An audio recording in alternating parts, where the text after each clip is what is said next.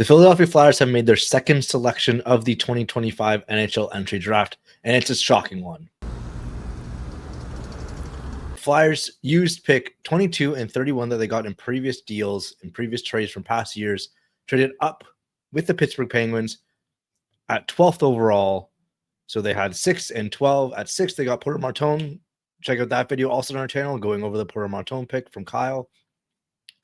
But at 12th overall, they select Windsor Spitfires center Jack Nesbitt. And honestly, it's a massive shock to us. It's a player that we saw mocked to the Flyers, but they were mocked to the Flyers at 22, 31 in the second round. It was someone that the Flyers clearly liked and could use, and prospect analysts and prospect experts saw that, but the Flyers decided to trade up, use the remainder of their first round picks, trade up with the Penguins at 12 overall, and get Nesbitt. And honestly, the calling card of Nesbitt is that he's a 6'5" center. He has decent, maybe middling playmaking ability, has a decent shot, and is extremely physical. His physical tools are among the best among the center group in this class, but everything else falls a little bit short. The EP Draft Guide describes Nesbitt as someone that's with a frame, defensibility, and sense. He generates chances by breaking plays on the forecheck with precise stick work and engaging players with his body, bouncing them off the puck. Watching Nesbitt position well in all three zones, make those steals, and send cross-ice passes to teammates behind defensive lines. We bumped his hockey sense grade more and more during the season. He timed his movements into scoring positions well and occasionally makes a high-end play through the defense. And that is something that we also heard and have seen from analysts, that this is a pick for someone that has developed through the season. He started his season kind of mediocre with Windsor, but as the season went on and kept on motoring around, he got his skating better, his shot was better, his overall approach to the game and transition game was a little bit better. So it's probably someone that really popped the Flyers' eye early on. A bunch of teams were probably in on him, checking in on around him at the mid-teens, and the Flyers just really wanted to get a 6'5" center. And looking at their depth chart, it totally makes sense. They just traded for Trevor Zegras. Hopefully that is your top 6 center for a little bit, and considering he's only 24 years old.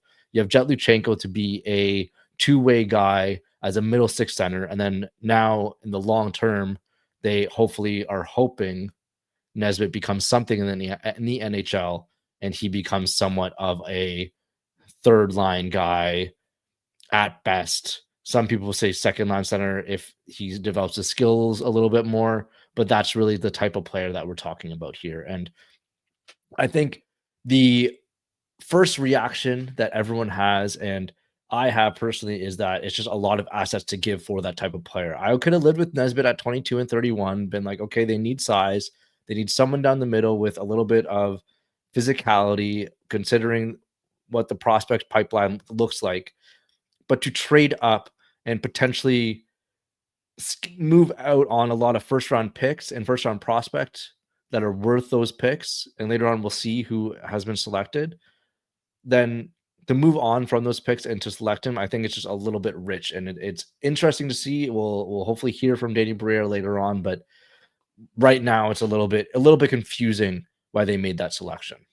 And especially considering who else was available. There's Victor Eklund, small Swedish winger, but he describes his game to a Travis Konechny. Seth Jarvis is a bit of comparable. He's a ball of energy that is liked, and selected Porter Martone earlier. The Flyers might have not particularly liked getting 2 wingers, but considering he just dropped to them, we could see make it work just with best player available. And even a player like Carter Bear, who went the pick after, he's played some centers with his center with the Everett Silvertips, but overall it's there's just so much talent left on the board. We're seeing Jackson Smith go, we're seeing Kashawn Agenson go, we're seeing players like Braden Cooch is still available as centerman from Seattle. There's a lot of players still available that were by the public's eye slated to go higher than Nesbitt. So the Flyers trading up to get this player, it's a little bit of a mystery. I think closing on Nesbitt, it's a lot of what the future development looks like for him.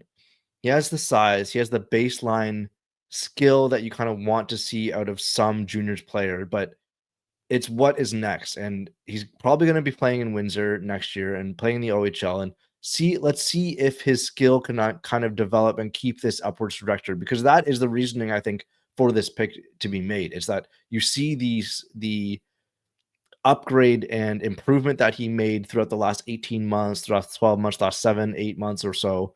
See that improvement and hope that it's just keeps on going up as the same trajectory all throughout the years. And in 4 or 5 years, you have a decent middle six center on your hand. That is some wishful thinking from some people that we've heard from, but we'll see how this plays out. The draft isn't guaranteed, isn't decided on the first night. We'll see how this plays out, but it looks like the Flyers are done in the first round, and they've come away with Porter Martone and Jack Nesbitt, two physical, sizable forwards, and that's where we're at right now. Read BroadShiaka.com. BSH forever.